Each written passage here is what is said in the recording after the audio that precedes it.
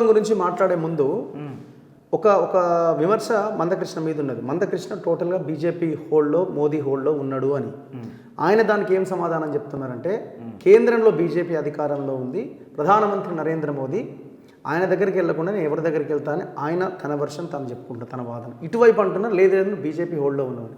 మీరు రెండిట్లో దేన్ని మీరు ఎండార్జ్ చేస్తారు? మీరు దేని వైపు ఉంటారు? ఏది మీరు కరెక్ట్గా భావిస్తారు? సహజంగా సుప్రీంకోర్టులో కేసు నడుస్తూ ఉంది. పంజాబ్ గవర్నమెంట్ వేసింది, ఇటువైపు నుంచి మందకృష్ణ వేశాడు. సుప్రీంకోర్టులో కేసు నడుస్తూ ఉన్నప్పుడు 2004లో కేసు అప్పటి నుంచి ఉంది పెండింగ్లో. 2004 నుంచి 2014 వరకు కాంగ్రెస్ పార్టీ అధికారంలో ఉంది. సుప్రీంకోర్టులో కేసు పెండింగ్లో ఉండడానికి కారణం ఏమిటంటే, కేంద్ర ప్రభుత్వం నుంచి అఫిడవిట్ సుప్రీంకోర్టులో వేయాలి.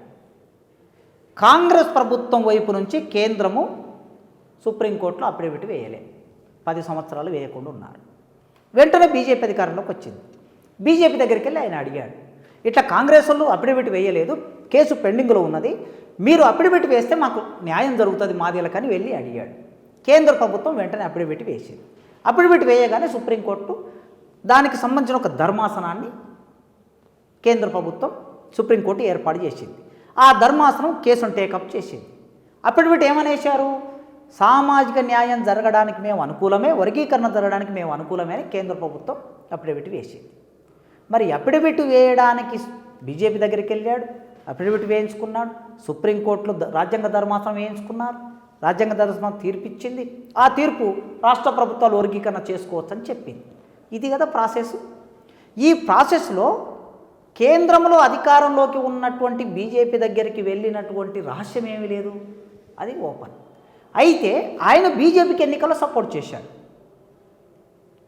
మొన్న వచ్చినటువంటి ఎంపీ ఎలక్షన్లో బీజేపీ సపోర్ట్ చేశాడు.